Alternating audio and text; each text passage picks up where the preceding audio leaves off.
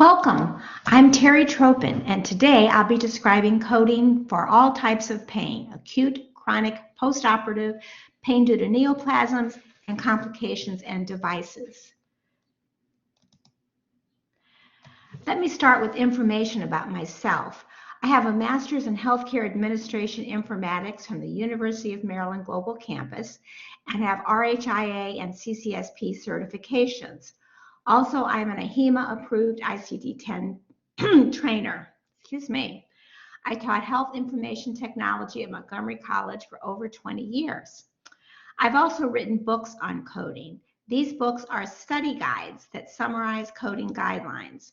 My books include one on E&M coding, right here, ICD-10 coding, and PCS coding. These books are available on Amazon and updated every year or as needed if they make changes in the middle of the year or in the spring like they have been lately. If you would like to purchase a copy of the slides used in this presentation, contact me at terry.tropin@gmail.com. So this is what we're going to talk about today. Talk about general guidelines for coding pain, acute pain, chronic pain, pain with insertion of a neurostimulator, pain in a specific site, neoplasm pain, postoperative pain, pain due to complications and devices, and central pain syndrome versus chronic pain syndrome. As you can see, this is more complicated than you would think. G89 is the category for pain in the nervous system section of ICD-10-CM. The category is divided into acute pain, chronic pain, neoplasm pain, and chronic pain syndrome. You can see acute pain is here, chronic pain is here, and we have neoplasm pain and chronic pain syndrome. Note under acute pain you have trauma, post-thoracotomy, meaning a large incision in the chest, and other post-procedural, and the same ones in chronic pain, except this one has other chronic pain, while acute does not. Code all notes under category 89. There's some notes here that are important. This excludes 2 notes, and then next slide I'll talk about excludes 1 note, and next slide I'll talk about excludes 2 notes. Under the category G89 says code also related psychological factors associated with pain, and that's F45.42, and that's in, of course, the mental health section. Excludes 1 notes under this category. Generalized pain, NOS, is in the signs and symptoms category, chapter R52. Pain disorders exclusively related to, this is only related to psychological factors, F45.41, and pain not otherwise specified, again, is in the signs and symptoms category. They're also important excludes 2 notes under category G89. Remember that it excludes 2 note means that under the right circumstances, 2 codes might be required to describe the condition. Excludes 2 means maybe 2 codes. Some of the conditions listed are also in the nervous system chapter, such as headache syndromes, but others are not. You can see this is nervous system, nervous system, nervous system. This is in the musculoskeletal system. This is in the injury chapter.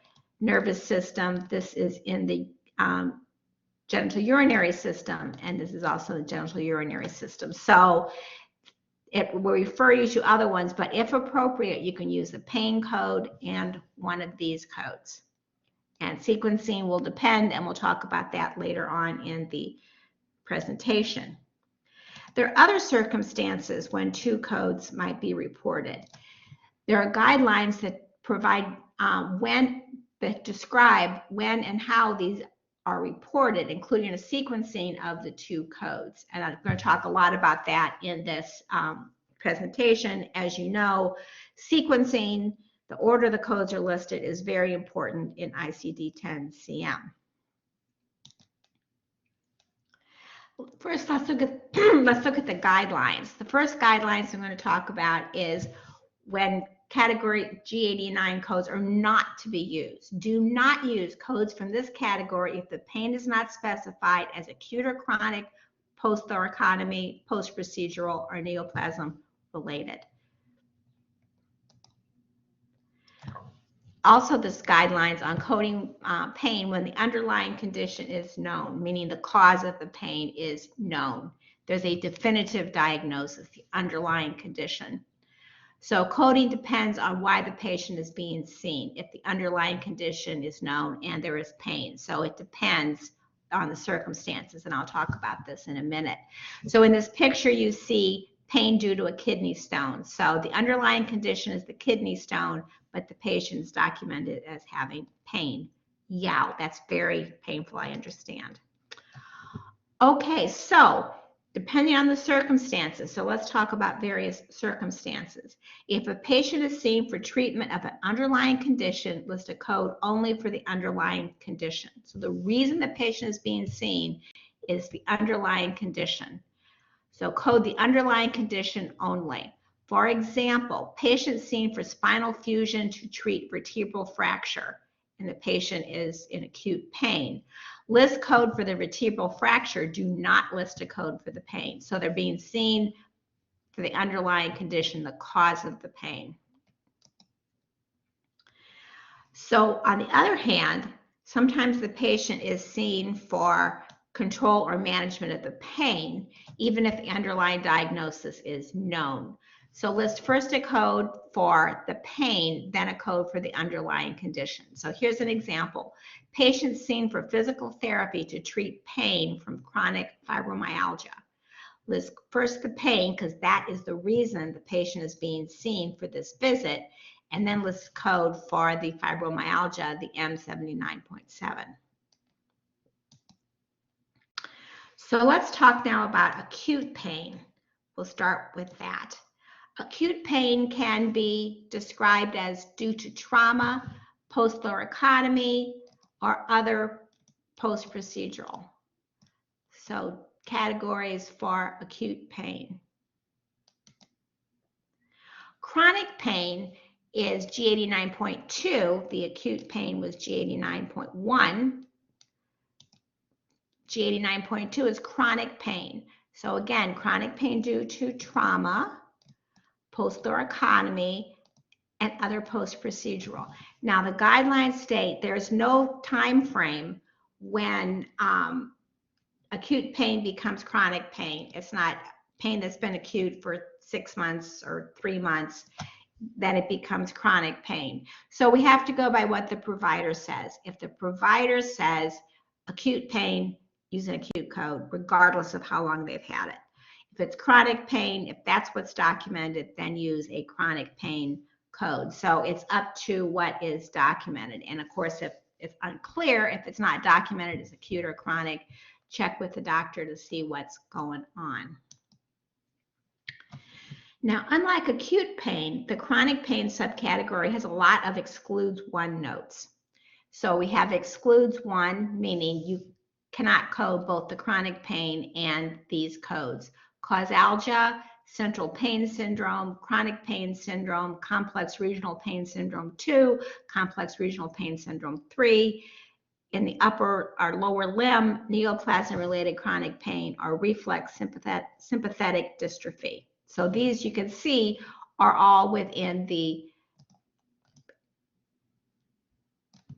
nervous system category, nervous system chapter. Now, there are specific guidelines for a patient seen for pain control or management with insertion of the neurostimulator. There's lots of guidelines here, but what we're talking about, what is the basic reason the patient is seen, the main reason the patient is being seen. And but the guidelines are very specific, so I'll review those. The guidelines depend on whether the patient is being seen for a known or unknown underlying cause, whether or not the underlying cause has been determined, underlying cause for the pain control or management of the pain, treatment of the pain, or treatment of the underlying condition causing the pain. So we'll talk about each one of those. So first of all, if the reason for the encounter is pain control or pain management, so this is pain control, not treatment of the cause of the pain. So it's to control the pain. The focus of the visit is the pain. List first a code for the pain, then a code for the site of the pain from the symptoms section.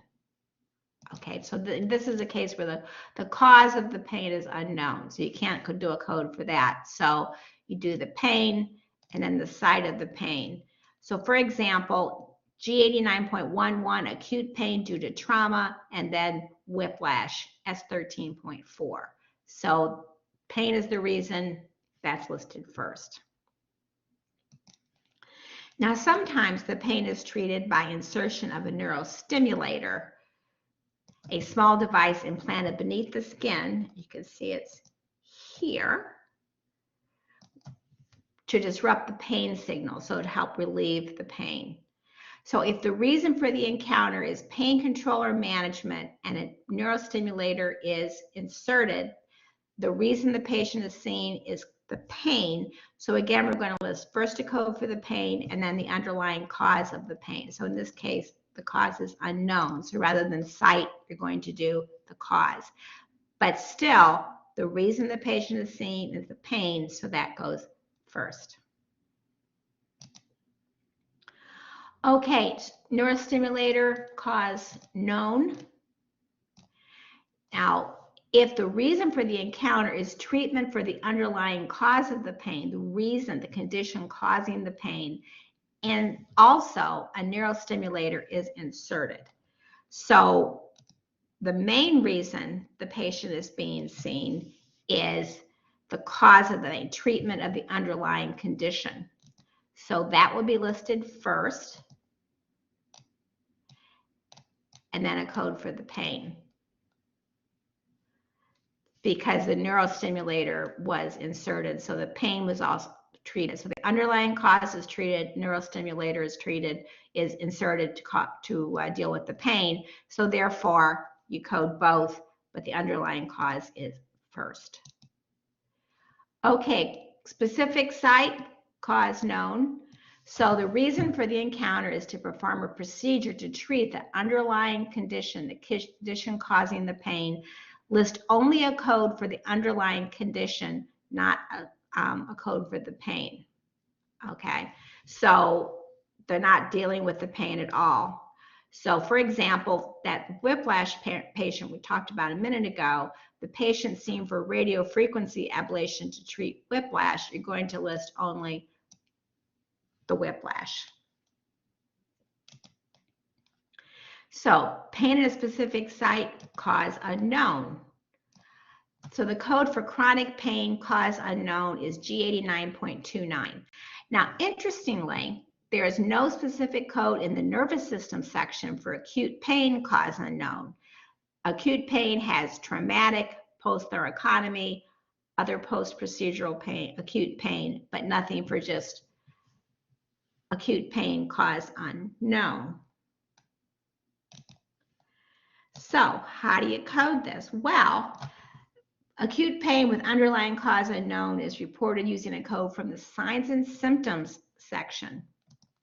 So we have this one, acute pain NOS. So there's an excludes one note under this code, localized pain, unspecified type, code to pain by site. So if the site is known, then you're not going to report the R52, you're going to report the pain by site, usually in the symptoms chapter also, but not necessarily. So for example, acute pain, right shoulder, cause unknown, you're going to list only M25.511, acute pain in the shoulder, and then you're not going to do an R52 code. Now, chronic pain may be associated with specific site, but the cause is unknown. Cause unknown. So use G89 with a site-specific code if the G89 will provide additional information. Pain is chronic, pain is post-operative, etc. So, for example, generalized chronic abdominal pain, you're going to code first R10.84 in the signs and symptoms section for abdominal pain, and then G89.29, pain is chronic. So the G89.29 provides information, additional information that it's chronic pain. Sometimes the cause of the chronic pain is unknown, but the patient is being seen for another reason. An example might be tests to determine the cause of the pain. In this case, list a code for the site, then a code for the pain. So here we have as an example, epigastric pain. It can be caused by all of these different things. We don't know at this point what is causing the pain. So code first, epigastric pain, R10.13, and then chronic pain. Okay, so the rules are get pain first, and if there's no diagnosis at the time. Okay, so let's do a practice. Patient presents with chronic pain in the right knee, no diagnosis established. So if you'd like to work out the case on your own, pause the video and restart it when you're ready to check your answer. So I'll wait a second.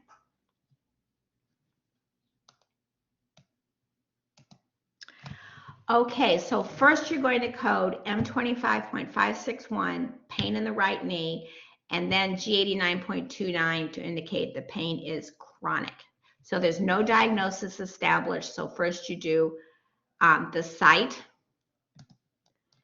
and then you add the G89 code to indicate it's pain in the right knee and the pain is chronic. So it provides additional information. Okay, so let's move on to pain due to cancer, due to neoplasm. So G89.3 is the code you used. Pain related to, associated with, or due to cancer, can be primary or secondary malignancy or due to a tumor. So it's not necessarily cancer. It could just be not just, but could be a tumor. Use this code for either acute or chronic pain related to the neoplasm. So there's no differentiation between acute and chronic if it is neoplasm pain. So if the reason is for the management of the pain, list first the pain and then the malignancy. Okay, so for example, the patient is admitted for management of the pain due to the primary cancer of the fundus of the stomach, do G89.3, C16.1 for the neoplasm. So again, coding depends on the circumstances. If the reason the patient is being seen is management of the pain, code the pain first and then the malignancy.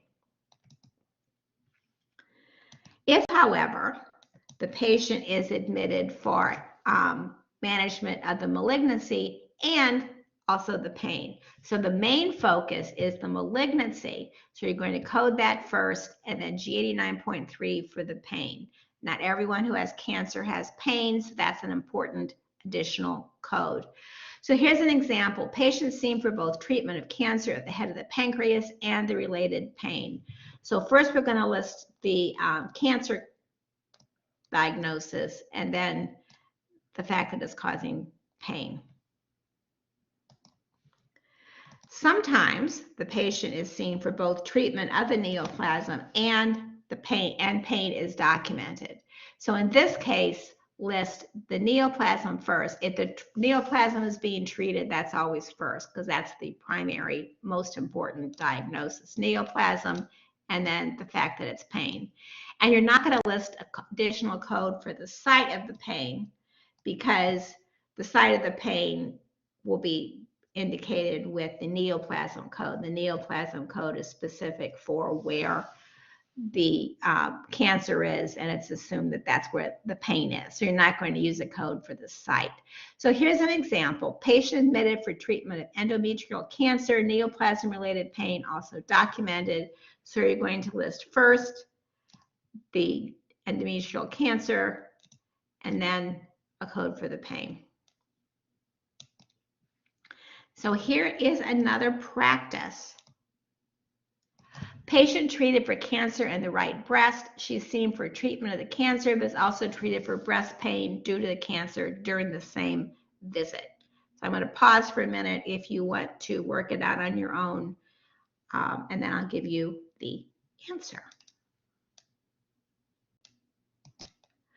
Okay, so we have right breast. We didn't have a lot of documentation, so we just know unspecified site, which part of the breast it is. And then you're going to do neoplasm-related pain. So it says being treated for the cancer, but also treated for the breast pain. Since treatment is for both the cancer and the pain, the cancer code is listed first. So now we move on to postoperative pain. These codes are used for pain above and beyond what is usually expected after a procedure. I don't know if you've had a procedure, I've had a procedure, and it hurts afterwards, but that's expected. This is more than usual pain, not routine expected postoperative pain right after the surgery. This is more than that. If it's just the usual, you're not going to do a pain code at all. The guidelines also indicate that if postoperative pain is not specified as acute or chronic, use a code for acute. This is the thoracotomy postoperative, so you can see the incision down the middle of the chest. The guidelines also state that a code from G89 should not be used if it doesn't provide any additional information. So here's an example of when you would not do a pain code. Post-endometrial ablation syndrome. So this is for a patient who's received a endometrial ablation, and it can be cyclical pelvic pain, hematometra, collection of blood in the uterus. So you code N99.85, post-endometrial ablation syndrome.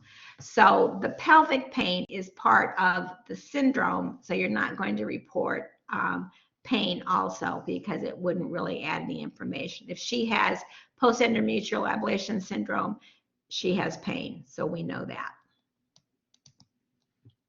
Now, sometimes the post-operative pain is not associated with specific post-operative complication. So in that case, you use an appropriate post-op code from G89.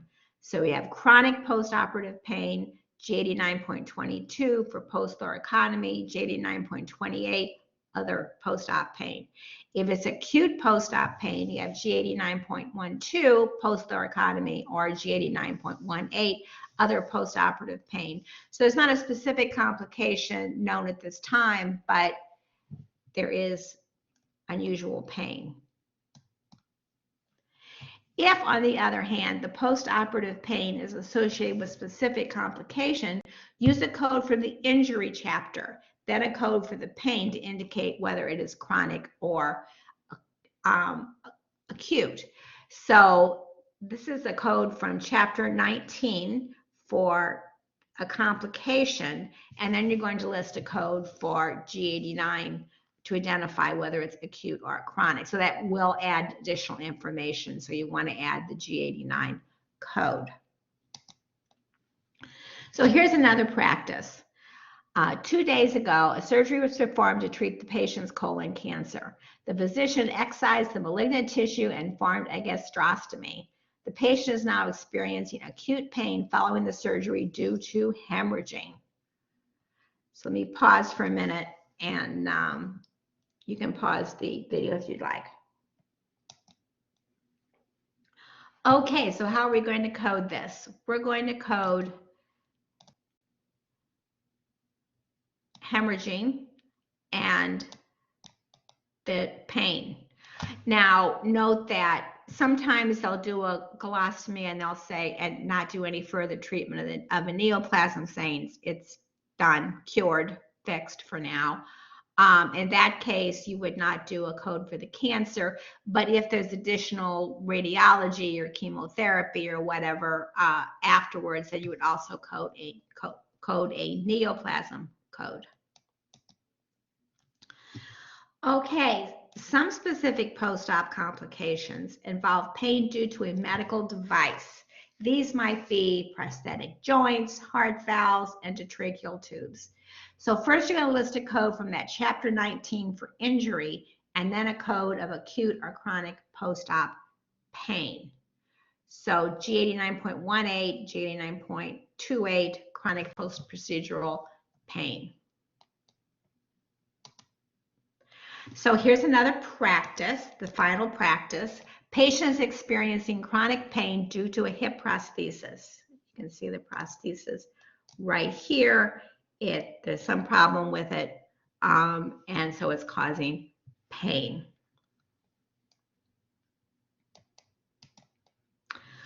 Okay, so first you're going to list a code for the complication, pain due to prosthesis from chapter 19, and then a code for post-op pain. In this case, in this case, chronic post-op pain. Okay, so there's specific codes in the G89 category for central pain syndrome and chronic pain syndrome. These are very specific conditions. The code should not be used unless the syndromes are specifically documented as such. If the doctor uses the term central pain syndrome, chronic pain syndrome, if it's unclear, you need to check with the doctor to see what is appropriate. So central pain syndrome is the result of damage to the central nervous system. It may be caused by stroke, multiple sclerosis, tumors, epilepsy, etc. It includes pain, pruritus, loss of sensation, that kind of thing. So it's a very, very specific syndrome. On the other hand, chronic pain syndrome is associated with psychosocial dysfunctions. So the pain may be exacerbated or due to job or marital stresses. So you can see from here, these are psychological factors, social factors, and they may be, there may also be a biological factor for inflammation, for example, or a disease that is causing the pain, but the psychosocial factors may be resulting from the pain. If you have extreme pain, you may, yes, get depressed and anxious, or it may be completely separate. So it's symptoms beyond just pain, such as depression and anxiety. So there's different guidelines. If the pain disorder is due only to psychosocial factors, so there's no physical reason for the pain, it doesn't mean it's not really painful, but there's no physical reason for it, you're going to report F45.41 in the mental health section, but you're not going to list a code for the pain. If the pain disorder has both a physical and a psychological component, then you have G89.4 and an F45.42. You notice that it says list also, so that means that the sequencing may depend on the circumstances, the patient being seen for the psychosocial component or for the physical component. So it will depend. So we covered a lot. So it's impossible to remember all the guidelines. So here are some suggestions on what notes to make in your book. It makes such a difference to make the notes directly in your book. So when you turn to that code, you go, oh yeah, this is the guideline. So in the alphabetic index, find pain, and you can divide up the indents under there because it goes on for several pages. Underline due to device, implant, or graft. Underline postoperative and post-procedural. That way you'll be able to see it very quickly. You'll be able to find it easier. If you're taking a test or a certification exam, it's really important to find things easily. So make things as easy on yourself as you can. In the alphabetic index, you can also find complication and underline surgical procedure and underline prosthetic device or implant. So that way you can find those also easy, because all complication also goes on for several pages. In the tabular list, turn to G89, the pain section, and write in by G89.1 acute pain NOS for yourself to R52. Okay. Write in by the G89.3 code also neoplasm. So you remember that if it's neoplasm pain, you want to say, fine, neoplasm pain, where's the neoplasm? And that reminds you that you need to do both. In the guidelines for pain in chapter 6, there's a whole section on that. So underline those, highlight what you need to know, write in clarifications of it, because sometimes the language is a little difficult to understand, but make a note in those guidelines of what you need to remember. Okay, that completes this video. If you have questions or comments, please feel free to contact me. If you'd like to purchase a copy of the slides that I used for this video, contact me at right here, terry.tropin@gmail.com. If you enjoyed the video, please give it a like and or subscribe by clicking on the picture in the lower right-hand corner of this slide. So again, here are the books that I have written. These are available on Amazon, and they're updated every year. The 2022 are up and ready to go. If there are changes in the spring, I will update the books. So it should always have the most recent versions of these. Thank you so much for watching this, and I hope you enjoyed it. Thank you.